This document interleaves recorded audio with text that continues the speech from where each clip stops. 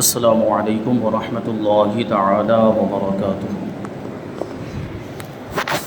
نحمده ونصلي ونسلم على رسوله الكريم اما بعد فاعوذ باللہ من الشیطان الرجیم بسم اللہ الرحمن الرحیم ان اللہ وملائکتہ یصلون علی النبی یا ایہا الذین آمنوا صلوا علیہ وسلموا تسلیما اللهم صل على سيدنا ومولانا محمد معدن الجود والكرم وآله الكرام وابنه الكريم وبارك وسلم صلاة وسلاما عليك يا رسول الله صلی اللہ تعالی علیہ وسلم۔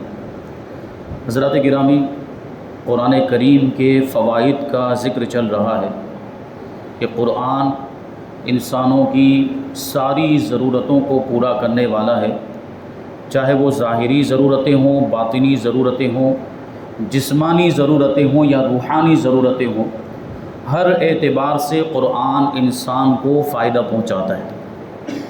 بس ضرورت اس بات کی ہے کہ ہم اس سے فائدہ حاصل کریں، اور یہ ہمارے اوپر ڈیپینڈ کرتا ہے کہ ہم کس اعتبار سے اس سے فائدہ حاصل کرتے ہیں۔ کیا صرف ہم اس کو بیماریوں کے علاج کے طور پر استعمال کرتے ہیں؟ کیا صرف ہم اس کو برکت کے طور پر استعمال کرتے ہیں؟ کیونکہ ساری چیزیں پہلے بتائی جا چکی ہے کہ قرآن میں یقیناً برکت ہے، لیکن وہ صرف برکت کی کتاب نہیں ہے۔ برکت تو حاصل ہوتی ہے، شفا بھی حاصل ہوتی ہے، بیمار اچھے بھی ہو جاتے ہیں، لیکن قرآن پڑھ کر سمجھ کر اس پر عمل کرنا بھی ضروری ہے۔ تو یہ ساری چیزیں ہیں، تو قرآن کے فوائد بیان کرتے ہیں۔ قرآن اللہ تبارک و تعالیٰ کا کلام ہے، اس میں بڑی تاثیر ہے۔ ہمارے اور آپ کے کلام میں جب تاثیر ہوتی، میں نے اس سے پہلے بھی عرض کیا تھا کہ اگر ہم اپنے الفاظ میں اپنی زبان سے کسی کو الو کا پٹھا یا گدھا وغیرہ بول دیتے ہیں تو ہمارے الفاظ کا یہ اثر ہوتا ہے کہ سامنے والے کے چہرے کا جغرافیہ بدل جاتا ہے، وہ چہرہ لال ہو جاتا ہے، وہ غصہ ہو جاتے ہیں۔ ہم اگر کسی کو گدھا بول دیں تو بات یہی ہے کہ جب ہمارے الفاظ میں، جب ہمارے کلام میں اتنی تاثیر ہے تو یہ تو اللہ کا کلام ہے، اس میں کتنی تاثیر ہوگی، یہ کتنا پاورفل کلام ہوگا۔ ہمیں اس پر توجہ دینے کی ضرورت اور اس کو سمجھنے کی ضرورت ہے۔ یہ اللہ تعالیٰ کا کلام ہے اور اللہ تبارک و تعالیٰ خالق کائنات، یہ تصور بھی ذہن میں رہنا چاہیے۔ پوری دنیا کو بنانے والا، ساری مخلوقات کا پیدا کرنے والا اللہ تبارک و تعالیٰ ہے، اور ہمیں جو بھی نعمتیں ملی ہیں، جو بھی ہم کو دنیا میں ملا ہے اور آخرت میں جو کچھ بھی ملے گا، یہ سب اللہ تبارک و تعالیٰ ہی ہمیں عطا فرماتا ہے، اور ہمیں آخرت میں جو ملے گا وہ بھی اللہ کی عطا ہی ہے۔ یہ تصور رکھیں ذہن میں، پھر یہ سوچیں کہ ایسے عظیم رب کا یہ کلام ہے تو اس کی کیا تاثیر ہوگی۔ تو اسی کے فوائد کو اب یہاں پہ بیان کرتے ہیں جو احادیث سے ثابت، حدیثوں میں آئے۔ پہلا فائدہ حدیث شریف میں ہے کہ جس گھر میں روزانہ سورہ بقرہ پڑھی جائے وہ گھر شیطان سے محفوظ رہتا ہے، لہٰذا جنات کی بیماریوں سے بھی محفوظ رہے گا، کیونکہ جنات یہ عام طور پر انسانوں کو نقصان جو پہنچاتے ہیں وہ شریر جنات ہوتے ہیں، جن کو ہم اپنی زبان میں، عام زبان میں ناپاک جنات بولتے ہیں۔ وہ انسانوں کو جو پریشان کرتے ہیں وہ کون سے جنات ہوتے ہیں؟ ناپاک جنات عام طور پر۔ اور جو شریر نہیں بھی ہوتے، مومن جنات بھی ہوتے، کہ جنات میں مومن بھی ہوتے ہیں، کافر بھی ہوتے ہیں۔ جس طرح انسانوں میں ایمان والے ہوتے ہیں اور کافر ہوتے ہیں، اسی طرح جنات میں بھی مومن جنات بھی ہوتے ہیں، کافر بھی ہوتے ہیں، نیکوکار بھی ہوتے ہیں، برے بھی ہوتے ہیں، اور عبادت گزار بھی ہوتے ہیں، متقی پرہیزگار بھی ہوتے ہیں، اور گنہگار بھی ہوتے ہیں۔ ان میں بھی اس طرح کے معاملات ہیں، جناتوں کے اندر بھی۔ تو عام طور پر جو انسانوں کو پریشان کرتے ہیں وہ شریر جنات ہوتے ہیں، ناپاک جنات، اور جو متقی پرہیزگار اچھے نیک جنات ہوتے ہیں وہ عام طور پر انسانوں کو پریشان نہیں کرتے۔ ہاں، انسان کی وجہ سے اگر وہ پاک جنات کو بھی کوئی تکلیف پہنچ جائے تو پھر وہ اس کے بدلے میں کچھ نہ کچھ نقصان پہنچا سکتا ہے۔ مان لیجئے کہ آپ نے ان کا راستہ روک لیا، یا جو ہے کہ ان کی عبادت کی جگہ ہے، وہاں پر آپ نے جو ہے کہ کوئی ایسا کام کر دیا جو عبادت کے خلاف، جیسے وہاں پہ گندگی کر دی، ناپاکی پھیلا دی، تو ان کو تکلیف ہوگی، ظاہر سی بات کہ وہ پاک جنات ہیں، ان کو پاکی پسند ہے، آپ نے ناپاکی پھیلا دی۔ اسی وجہ سے گھروں میں ہمیشہ پاکی ستھرائی رکھنی چاہیے، گندگی نہیں ہونی چاہیے۔ بچوں کے اگر معاملات ہو، پیشاب پاخانہ کر دے تو فوراً اس کی صفائی ہونی چاہیے۔ تو وہ گھر جو ہے، یہ ایک تو یہ چیز ہوئی کہ ہم کو پاکی ستھرائی، کیونکہ ہم مسلمان ہیں، ایمان والے، اسلام ہمیں پاکی کا حکم دیتا ہے، پاک رہنے کا، اور پاکی کے احکام، پاکی ستھرائی کے اور طہارت کے احکام جس طرح اسلام کے اندر بیان کیے گئے کسی اور مذہب کے اندر آپ کو نہیں ملیں گے۔ ایک ایک چیز باریک سے باریک چیز بیان کی ہے کہ کون سی نجاست لگ جائے تو کس طرح دھونا ہے، کس طرح پاک کرنا ہے، اور کون سے جانور ہیں جن کا پیشاب پخانہ ناپاک ہے، کون سے جانور اور پرندے جن کا پیشاب پخانہ پاک. یہ ساری تفصیل بیان کی گئی ہے اسلام کے اندر. کسی اور مذہب میں یہ تفصیل آپ کو نہیں ملے گی. پاکی ستھرائی کا اتنا خیال اسلام کے اندر رکھا گیا، جبکہ ہم نے ان ساری چیزوں کو چھوڑ دیا، پس پشت ڈال دیا، اور غیروں نے اس کو اپنا لیا. اور آج جو غیروں کے ممالک ہیں اور غیروں کے شہر، وہ ستھرائی میں ان کا نمبر آ رہا ہے اور صفائی میں ان کا نمبر آ رہا ہے کہ فلاں جو دیش ہے وہ صاف ستھرائی میں دوسرے نمبر پر، تیسرے نمبر پر، پہلے نمبر پر. یہ الگ بات ہے کہ پہلے نمبر پر مکہ مکرمہ کا نام آتا ہے، پہلے نمبر پر صفائی میں پوری دنیا میں پورے ورلڈ میں مکہ مکرمہ کا نام آتا ہے. صفائی ستھرائی وہاں جیسی کہیں بھی نہیں ملے گی. اور لیکن اس کے علاوہ جو دوسرے ممالک بھی ہیں انہوں نے اس میں جو ہے کہ سبقت حاصل کر لی، اور ہم جو ہے صفائی ستھرائی کو بھول گئے، جبکہ اسلام ہمیں صفائی ستھرائی کی تعلیم دیتا ہے. تو گھر میں پاکی صفائی ستھرائی رکھیں. اور پھر سب سے اہم چیز، جیسے ابھی آپ نے سنا کہ جس گھر میں سورہ بقرہ کی تلاوت کی جاتی وہ گھر شیطان سے محفوظ ہو جاتا. یہی وجہ ہے کہ اکثر و بیشتر اگر کسی گھر میں کوئی اثر ہو جائے، جنات وغیرہ کا، عاصب کا اثر ہو جائے، تو 40 دن تک سورہ بقرہ پڑھوائی جاتی ہے. سورہ بقرہ 40 دن تک پڑھوائی جاتی. اس کا مقصد یہی ہوتا ہے کہ جو اثر ہو گیا جنات وغیرہ کا وہ دور ہو جائے. اور یہ جو پڑھنے کی بات چل رہی ہر جگہ پر، یہ پڑھنے کا مطلب کیا؟ صحیح تلفظ کے ساتھ پڑھنا. صحیح تلفظ کے ساتھ، صحیح مخارج کے ساتھ پڑھیں گے تب یہ فائدے حاصل ہوں گے. ورنہ ہم غلط پڑھ رہے ہیں، صحیح تلفظ کے ساتھ نہیں پڑھے، فائدے کی جگہ پہ بسا اوقات نقصان ہو جاتا ہے. غلط ایسا پڑھ دیتے ہیں جس کا پڑھنا جائز ہی نہیں ہوتا. اس لیے بار بار یہ بات کہی جاتی ہے کہ صحیح تلفظ کے ساتھ پڑھنا چاہیے. یہ الگ بات ہے کہ ہم غلط پڑھ رہے ہوں لیکن خلوص کا یہ معاملہ ہو، خلوص اتنا اعلیٰ درجے کا ہو سکتا ہے اللہ تعالیٰ کی رحمت اس کے دریائے رحمت میں کسی چیز کی کمی نہیں. ہو سکتا ہے ہماری ٹوٹی پھوٹی تلاوت کو بھی قبول فرما لے، لیکن یہ اس کے فضل و کرم پر. لیکن شریعت کا جو حکم ہوتا ہے وہ تو ظاہر پہ لگتا ہے. شریعت تو دیکھے کہ وہ صحیح پڑھ رہا ہے کہ نہیں پڑھ رہا ہے، اسی پر شریعت حکم لگاتی. اب وہ باطن کی بات ہے کہ اس کا خلوص ایسا تھا اور اس نے اتنی للہیت کے ساتھ پڑھا کہ اللہ تعالیٰ نے غلط پڑھنے کے باوجود بھی قبول کر لیا. یہ نہیں کہہ سکتے کہ یہ اللہ تعالیٰ قبول کر ہی لیتا ہے، یہ شریعت پر افتراء ہو جائے گا. یہ اللہ کے فضل و کرم پر، اللہ چاہے تو قبول فرمائے. تو ہمیں تو شریعت کے حکموں پر عمل کرنا، صحیح طور پر قرآن کو پڑھنا ہے تلفظ کے ساتھ. اسی وجہ سے بسا اوقات آپ دیکھتے ہیں کہ حافظ قرآن کو بلایا جاتا ہے یا کسی عالم صاحب کو بلایا جاتا ہے گھر میں سورہ بقرہ کی تلاوت کرنے کے لیے. تو اس کا مقصد یہی ہوتا ہے کہ وہ جس انداز میں پڑھتے ہیں ہم اس طرح نہیں پڑھ پاتے، تو ان کو بلائیں گے اور ان سے پڑھوائیں گے تو زیادہ فائدہ ہوگا. بہرحال یہ سب ہو جاتا ہے تب ہم کرتے ہیں. ابھی جنات کا اثر ہو گیا، ابھی کچھ معاملات ہو گئے، گھر میں لوگ زیادہ بیمار ہونے لگے، تو اب جو ہے کہ بلائیں آ رہی، مصیبت آ رہی، تب ہم کو خیال آتا ہے کہ اب سورہ بقرہ پڑھوانی چاہیے. اگر ہم نے پہلے ہی سے پابندی کے ساتھ روزانہ قرآن کی تلاوت کی ہوتی اپنے گھر میں تو بلائیں آتی ہی نہیں اور جنات کے اثرات ہوتے ہی نہیں. ہم کرتے ہیں، یہی تو بات آ جاتی ہے کہ ہم نے تو قرآن کو صرف برکت والی کتاب سمجھ لیا، بس رکھنا ہے اس کو طاق میں سجا کے، اس کو پڑھنا بھی نہیں، تلاوت بھی نہیں کرنا ہے اور اس پر عمل بھی نہیں کرنا. تو اتنی اچھی کتاب، اتنی بہترین، سب سے افضل ترین کتاب ہمیں عطا کی گئی ہے تو ہمیں اس کا حق ادا کرنا چاہیے. تو قرآن کی تلاوت روزانہ اگر ہم کریں تو ہمارے گھروں میں اس طرح کی بلائیں آئیں گی نہیں، جنات کے اثرات سے بھی گھر محفوظ رہے گا. اسی وجہ سے آپ دیکھتے ہیں کہ وہ گھر جو ویران پڑے رہتے ہیں، جہاں کوئی رہتا نہیں، ان گھروں میں عام طور پر جنات کا بسیرا ہو جاتا ہے. جو گھر ویران پڑے ہوتے ہیں ایک عرصے تک ان گھروں میں جنات کا بسیرا، اسی وجہ سے کہ وہاں کوئی رہتا ہی نہیں، وہاں کوئی تلاوت بھی نہیں کرتا، وہاں کوئی اس طرح کے معاملات نہیں ہیں، تو جنات آ کر، جنات کو تو جگہ چاہیے، خالی جگہ ملتی ہے وہ اس کو اپنا وہ بسیرا بنا لیتے ہیں، ٹھکانہ بنا لیتے ہیں. کیونکہ جنات کی تعداد بہت زیادہ ہے. انسانوں سے پہلے جنات کو پیدا کیا گیا تھا دنیا میں، اور اتنی زیادہ تعداد میں تھے کہ اگر اتنی تعداد میں ابھی موجود ہوتے تو ہمیں پاؤں رکھنے کی جگہ نہیں ملتی انسانوں کو، اتنی زیادہ تعداد جنات کی. لیکن ہوا کیا؟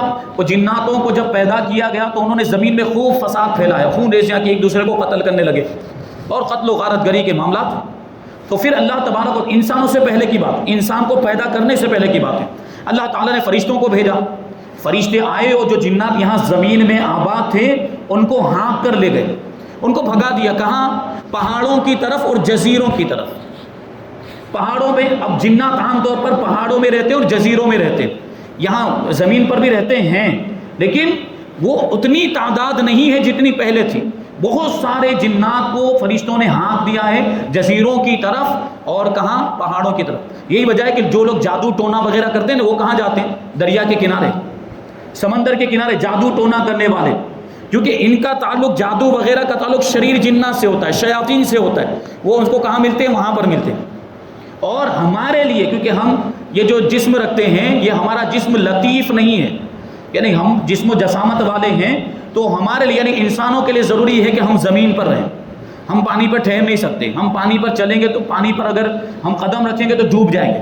لیکن جنات جو ہوتے ہیں ان کا جسم لطیف ہوتا ہے، وہ پانی پر رہنا چاہیں تو پانی پر بھی رہ سکتے ہیں.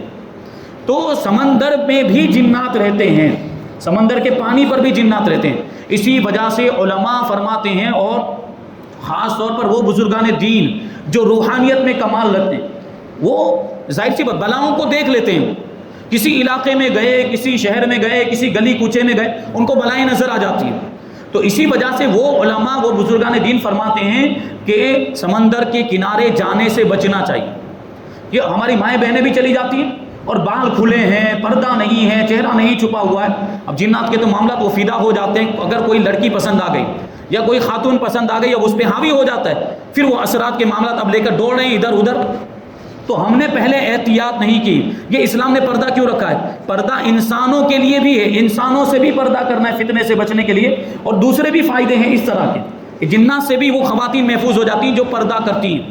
خاص طور پر بالوں کے معاملات، وہ بالوں پہ زیادہ فدا ہو جاتے ہیں. بالوں کے معاملات جب بال کھلے رکھتی ہیں خواتین، ہماری مائیں بہنیں، اور سر پہ دوپٹہ بھی نہیں اور بال کھلے رکھ کے ویسے ہی نکل گئی، کسی جنات نے دیکھ لیا، وہ جنات کو بال پسند آ گئے تو اب وہ حاوی ہو جاتا ہے. اب وہ حاضری وغیرہ کے معاملات کی حقیقت ہے، اس سے انکار نہیں کیا جا سکتا، یہ ہوتا ہے. تو اسی وجہ سے علماء یہ دریا وغیرہ کے کنارے پر جانے سے منع فرماتے ہیں کہ وہاں عام طور پر جنات کے معاملات ہوتے، جادو ٹونا بھی وہاں پر ہوتا ہے. اسی وجہ سے آپ لوگ دیکھتے ہوں گے کہ یہ شمشان گھاٹ وغیرہ جو ہے وہ عام طور پر کہاں ہوتے ہیں؟ سمندر کے کناروں پر ہوتے. تو اس سے ہمیں کیا سمجھ میں آ رہا ہے؟ یہ سب چیزیں ہیں اس پر غور کرنے کی. اور اگر جائیں تو علماء نے کچھ وظیفے بتائے. جانا ہی ہے اگر گھومنے پھرنے کے لیے تو پہلے تو شریعت کی پابندی، پردے کی پابندی کے ساتھ جائیں. جو ہماری خواتین ہیں ان کو پورا پردہ کروائیں، کیونکہ ظاہر سی بات وہاں غیر مرد بھی آئے ہوئے، اجنبی مرد بھی آئے. ہم اپنے گھر کی عزت کو ان کے سامنے نیلام کیوں کرتے ہیں؟ سوچنے کی بات ہے. ایک شوہر ہے وہ خود اپنی بیوی کو بے پردہ دے کر پورے شہر میں گھوم رہا ہے، کیا اتنی بھی حیا باقی نہیں رہی کہ وہ عورت جو اس کے گھر کی شمع تھی اس کو محفل کا وہ فانوس بنانے کے لیے چلا ہے؟ پوری محفل میں اس کو نیلام کر رہا ہے، سب دیکھ رہے ہیں، اجنبی غیر مرد اس کو دیکھ رہے ہیں. اس کی بیوی جو ہے کہ بے پردہ ہے، نہ اس نے دوپٹہ سر پہ لیا ہوا، نہ چہرے کا پردہ ہے، اور لباس بھی ایسا پہنتی ہیں. ہماری بعض خواتین بڑے بڑے گلے ہوتے ہیں، چھپانے کی جگہ نظر آتی ہے، آستین اتنی اوپر تک، جبکہ یہاں تک کا پردہ ہے، یہ گٹے تک کا پردہ، یہ ہاتھ یہاں تک چھپانا ضروری. بلکہ بسا اوقات اگر یہ ہتھیلیوں کی وجہ سے بھی فتنے کا اندیشہ ہو تو اس میں بھی دستانے پہننے کا حکم ہے، اور چہرے کا بھی پردہ، چہرہ چھپانے کا بھی پردہ ہے فتنے کا اندیشہ ہو تو. اتنی سخت پابندی اسلام نے دی ہے. اور یہ جو ہے کہ ان کی عزت کی حفاظت کے لیے، یہ کوئی قید نہیں ان پر جو ہے کہ یہ زبردستی کے معاملات نہیں ہے کہ ان کو قید کر دیں، ان کی آزادی چھیننے کے لیے ایسا کرتے ہیں، ایسا نہیں ہے. ان کی عزت کی حفاظت کے لیے. میں بار بار ایک چیز بول چکا ہوں کہ ہم اور آپ دیکھتے ہیں کہ جو عزت والی چیز ہوتی ہے اس کو عام طور پر چھپایا جاتا ہے. دنیا میں بہت ساری مسجدیں ہیں، لیکن کسی مسجد پر غلاف چڑھا ہوا ہے. لیکن مسجدوں میں ایک مسجد ہے جس کو مسجد حرام کہتے ہیں، خانہ کعبہ، اس پر غلاف چڑھا ہوا ہے کہ نہیں؟ کیونکہ وہ ساری مسجدوں میں سب سے افضل مسجد ہے تو اس پر غلاف چڑھا دیا. دنیا میں بہت ساری کتابیں موجود ہیں، لیکن عام طور پر ساری کتابوں پر غلاف نہیں چڑھایا جاتا. ساری کتابوں کو جزدان میں رکھتے ہیں ہم، لیکن قرآن مجید کو کیا کرتے ہیں ہم؟ جزدان میں رکھتے ہیں، کیونکہ قرآن سب سے افضل کتاب ہے. تو کیا مطلب ہوا کہ جس چیز کو ہم عزت والا سمجھتے ہیں، جس چیز کو ہم عظمت والا، فضیلت والا سمجھتے ہیں، اس کو ہم چھپا کر رکھتے ہیں. اس کو کیا کرتے ہیں ہم؟ اس کو چھپا کر رکھتے جزدان میں. تو عورت کو جو پردے کا حکم دیا گیا ہے وہ اس کی آزادی کو چھیننے کے لیے نہیں، بلکہ اس کی عزت کے اندر اضافہ کرنے کے لیے پردے کا حکم دیا. تو وہ پردہ کریں. میں نے ایک مثال اس سے پہلے دی تھی کہ جیسے روپیے پیسوں کے معاملات ہوتے ہیں. ابھی آپ کاروبار کرتے ہیں، دکان چلا رہے ہیں، اور کاؤنٹر پر اگر آپ 1000 کی 2000 کی گڈی رکھ کر چلے جائیں تو کیا ہوگا؟ وہ چوری ہو جائیں گے. تو آپ کبھی یہ 1000 کی 2000 کی گڈی، 1000 کے نوٹ تو ختم ہو گئے، 2000 کی گڈی اگر کاؤنٹر پر رکھ دیں تو چوری ہو جائے تو آپ کیا کرتے ہیں؟ اس کو چھپا کر اندر نیچے رکھتے کہ نہیں رکھتے؟ کیوں؟ کیونکہ ہم ان روپیوں پیسوں کی اہمیت کو سمجھتے ہیں کہ اگر ہم ان کو کھلا رکھیں گے تو کسی کی نظر پڑے گی اور وہ چوری کر لے گا۔ تو یہی چیز تو خواتین کے معاملے میں ہے کہ نہیں ہے؟ خواتین کو ہم بے پردہ لے کر گھومیں گے تو بد نگاہی ہوگی، لوگ نظر ڈالیں گے، غلط نگاہ سے دیکھیں گے کہ نہیں دیکھیں گے؟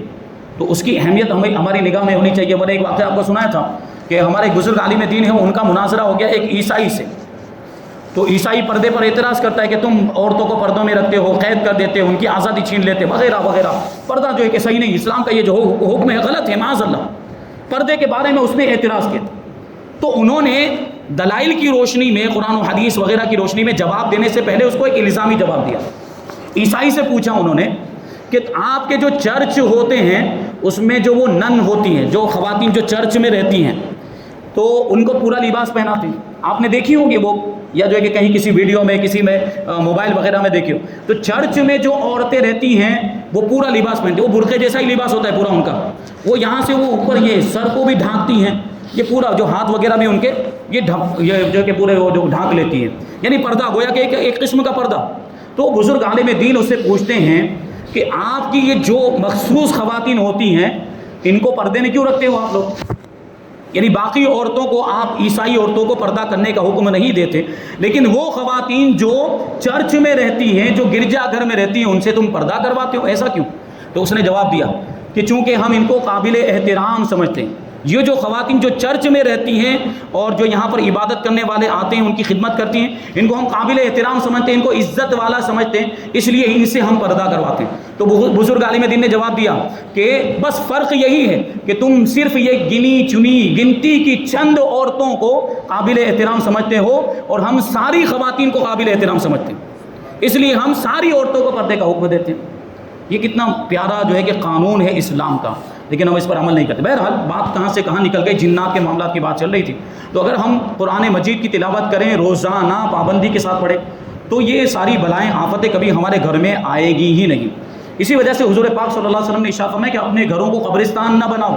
یہ قبرستان میں مردے تلاوت کر سکتے، اگر وہ کریں گے بھی تو ہم کو سنائی دے گا نہیں، یعنی گھر میں قرآن مجید کی تلاوت ہونی چاہیے اور عبادتیں ہونی چاہیے، نمازیں ہونی چاہیے۔ گھر میں جو خواتین ہیں ان کو تاکید، خالی مردوں کے لیے تو نماز فرض نہیں ہے، عورتوں کے لیے بھی نماز، یہ الگ بات ہے کہ مخصوص ایام میں ان کے لیے نماز معاف ہے، لیکن نماز تو ان کے اوپر بھی فرض ہے، لیکن عورتوں کو تو خیال ہی نہیں آتا۔ ہمارے یہاں کی خاص طور پر خواتین کی بات کرتا ہوں، جو پڑھتی ہیں، جو نیک ہیں، جو نمازی ہیں، ان کی بات نہیں، عام طور پر ہمارے علاقے کی بات کروں تو عورتوں میں نمازوں کا کوئی جذبہ ہی نہیں، بلکہ پتہ نہیں انہوں نے سوچ لیا کہ ہمارے لیے نماز ہے ہی نہیں، معاذ اللہ۔ کیا ایسا تو ہے تصور؟ اگر ایسا تصور ہے تو ایمان کی خیر منانی چاہیے۔ تو اپنے گھر کی خواتین کو بھی، اپنی ماؤں بہنوں کو، شوہر ہے تو بیویوں کو نماز پڑھنے کا حکم دیں، گھر میں قرآن مجید کی تلاوت کریں، تو یہ ساری بیماریاں دور ہو جائے گی، جنات وغیرہ کے اثرات ختم ہو جائیں گے۔ کیونکہ دیکھیے جنات کے جو بھی اثرات ہیں شیطان کی طرف سے ہوتے ہیں، جادو ہے، ٹونا ہے، آسیب اثرات، یہ سب شیطان کی، یہ شیطان نے ہی جادو کو ایجاد کیا ہے۔ جادو جو بھی یہ شیطان کی طرف سے ہوتا ہے، جبکہ جو روحانی علاج ہوتے ہیں وہ اللہ کی طرف سے ہوتے ہیں۔ اور ظاہر سی بات ہے جادو شیطان کی طرف، شیطان ناپاک ہے، تو جادو جو لوگ کرتے ہیں ان سے بڑے ناپاک کام وہ کرواتا ہے، معاذ اللہ ایسے ایسے کام کرواتا ہے کہ بیان بھی نہیں کر سکتے، تب جا کے وہ جادو سیکھ پاتے ہیں اور پھر وہ جادو کا وہ عمل وہ لوگ کرتے ہیں اور ان کے جادو کا یہ اثر ہوتا ہے۔ اور جادو کا اثر ہوتا ہے، جادو کی ایک حقیقت ہے، اس کا انکار نہیں کیا جا سکتا۔ انشاءاللہ بھی حضرت سلیمان علیہ السلام کا واقعہ ہم پہلے پارے کے اندر پڑھیں گے، تو اس میں وہ جادو کی تفصیل آئے گی پوری، کہ یہ جادو کے کیا معاملات ہوتے ہیں اور جادو کیسے وہ جنات نے، اللہ تبارک و تعالیٰ نے 2 فرشتوں کو بھیجا تھا آزمائش کے لیے، اور وہ آئے تھے جنات، اور وہ جنات نہیں فرشتے، بعض روایتوں میں ان کو جنات بھی کہا گیا، اس وجہ سے وہ لفظ آ گیا۔ تو وہ آئے تھے اور لوگوں کو جادو سکھاتے تھے، لیکن سب سے پہلے کہتے تھے لوگوں کو کہ ہم اللہ کی طرف سے آزمائش ہیں، ہم سے جادو مت سیکھو، لیکن پھر بھی لوگ سیکھتے تھے۔ اس طرح جو ہے کہ جادو سیکھا حضرت سلیمان علیہ السلام کے زمانے میں، اور شیطان نے اس پر ابھارا، پھر شیطان نے اس کا غلط استعمال لوگوں سے کروایا۔ یہ جادو شیطان کی طرف سے ہوتا ہے، جو بھی جادو کرتے ہیں اور اس میں یا تو جنات کا اثر ہوتا ہے یا شیطان کی طرف سے وہ چیزیں ہوتی ہیں، اور اس کا تعلق ناپاکی سے ہوتا ہے۔ بسا اوقات جادو کرنے والے اسلام سے بھی باہر ہو جاتے ہیں، یعنی اس میں جادو کرنے میں اگر ایسا جنتر منتر وہ لوگ پڑھ رہے ہیں جس میں کفریہ کلمات آ گئے، جس میں شرکیہ کلمات، تو وہ آدمی مشرک ہو گیا، کافر ہو گیا جادو کرنے والا۔ اور جادو حرام تو ہے، کم سے کم جادو کرنا یہ اسلام میں حرام ہے، اور اگر کوئی شرکی کلمہ آ گیا ہے تو کافر بھی ہو جائے گا، مشرک بھی ہو جائے گا۔ دوسرے نمبر پر جو فضیلت بیان کرتے ہیں کہ قیامت کے دن سورہ بقرہ اور سورہ آل عمران ان لوگوں پر سایہ کریں گی اور ان کی شفاعت کریں گی جو دنیا میں قرآن پاک کی تلاوت کے عادی تھے، یعنی جو قرآن کی تلاوت پابندی کے ساتھ کیا کرتے تھے، تو یہ جو صورتیں ہیں سورہ آل عمران اور سورہ بقرہ یہ اس کی شفاعت کریں گی، ان کی تلاوت کرنے والوں کی شفاعت۔ نمبر 3، جو شخص آیت الکرسی صبح و شام اور سوتے وقت پڑھ لیا کرے تو اس کا گھر انشاءاللہ آگ کے لگنے اور چوری ہونے سے محفوظ رہے گا۔ ہمیں فکر رہتی ہے نا کہ ہمارا مال چوری ہو جائے گا، احتیاطیں کرتے ہیں، تالا لگاتے ہیں، کبھی باہر جائیں تو دوسروں کو کہہ کر جاتے ہیں، پڑوسیوں کو کہہ کر جاتے ہیں دھیان رکھنا وغیرہ معاملات ہوتے ہیں، کیونکہ ہمیں فکر ہوتی ہے کہ گھر میں کوئی آفت نہ آ جائے، چوری نہ ہو جائے، آگ نہ لگ جائے۔ کتنا آسان طریقہ بتایا کہ صبح شام اور سوتے وقت آیت الکرسی، کتنی چھوٹی سی آیت ہے، کتنی چھوٹی سی آیت ہے، اگر ہم نے یاد کر لیا یا قرآن میں دیکھ کر بھی اگر پڑھ لیتے ہیں تو یہ برکت حاصل ہو جائے گی، ہمارا گھر جو ہے کہ آفتوں سے محفوظ ہو جائے گا۔ ابھی بہت سارے فوائد باقی ہیں اس میں، انشاءاللہ تبارک و تعالیٰ ان کو آئندہ ہفتے شامل کریں گے۔ اللہ تبارک و تعالیٰ کی بارگاہ میں دعا ہے کہ جو کچھ بھی بیان ہوا اس پر مجھے آپ کو ہم سب کو عمل کرنے کی توفیق عطا فرمائے اور نور قرآن سے ہم سب کے دلوں کو روشن اور منور فرمائے۔ وما علینا الا البلاغ۔ السلام علیکم۔